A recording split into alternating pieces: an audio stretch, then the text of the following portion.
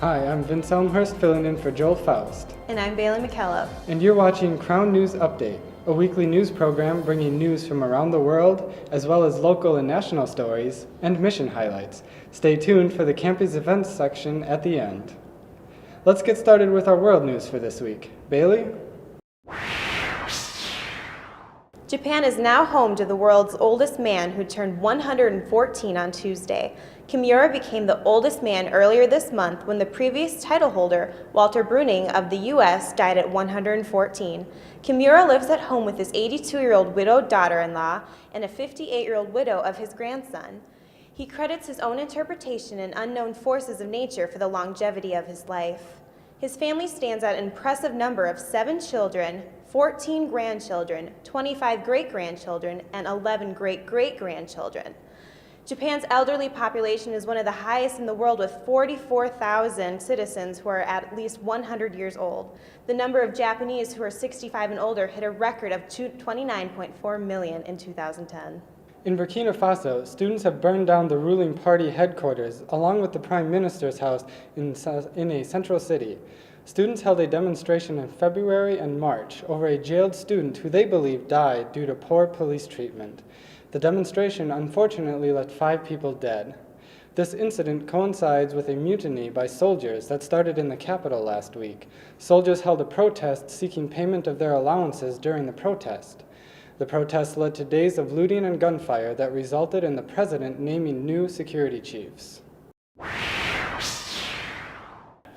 Turning to national news, Casey Anthony's trial date has been set for May 9 and will now be televised for the public eye.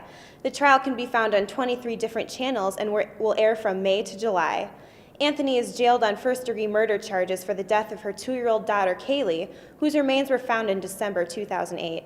Kaylee's grandmother, Cindy, reported her missing a month after her granddaughter's disappearance.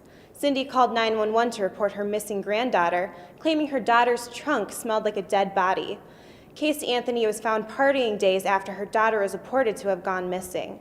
She claimed to have dropped her daughter off with her nanny, but reports confirm that there are no records of this nanny ever existing. Investigators found search engines on Casey's computer on how to make chloroform and break a neck. Kaylee's body was found a mile from the house with duct tape around her mouth and a heart sticker placed over her lips. The same stickers were later found in Casey's house, along with traces of chloroform in her trunk. Casey's trial will take place in Florida, and she is facing life in prison and possibly the death penalty. New York is the destination for the latest scandal that has sparked the attention of the media. An astounding 400 police officers could face disciplinary charges for fixing tickets. Lawyers that handle departmental trials against officers expect to see hundreds of cases involving this scandal. If found guilty, the officers will be charged with helping out friends and family by losing paperwork and missing court dates. This has caused parking tickets, moving violations, and quality of life summons to be dismissed in court or vanish before getting near a judge.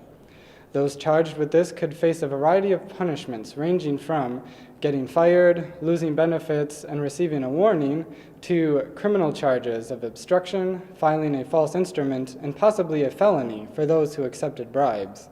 A Bronx grand jury is now looking into the charges against 40 police officers accused of taking bribes. Dr. Conrad Murray, the doctor who's been accused of accidentally killing Michael Jackson, helped save a life on an airplane en route to Minneapolis. He was flying on Delta from San Francisco Sunday morning when the pilot made an announcement calling for doctors to help a passenger in distress. The passenger was stabilized by Dr. Murray and another doctor and was examined by paramedics at the gate. In spite of this, Murray is currently facing involuntary manslaughter. Prosecutors filed documents claiming Murray was so distracted with his complicated love life that he failed to pay proper attention to Jackson's treatment.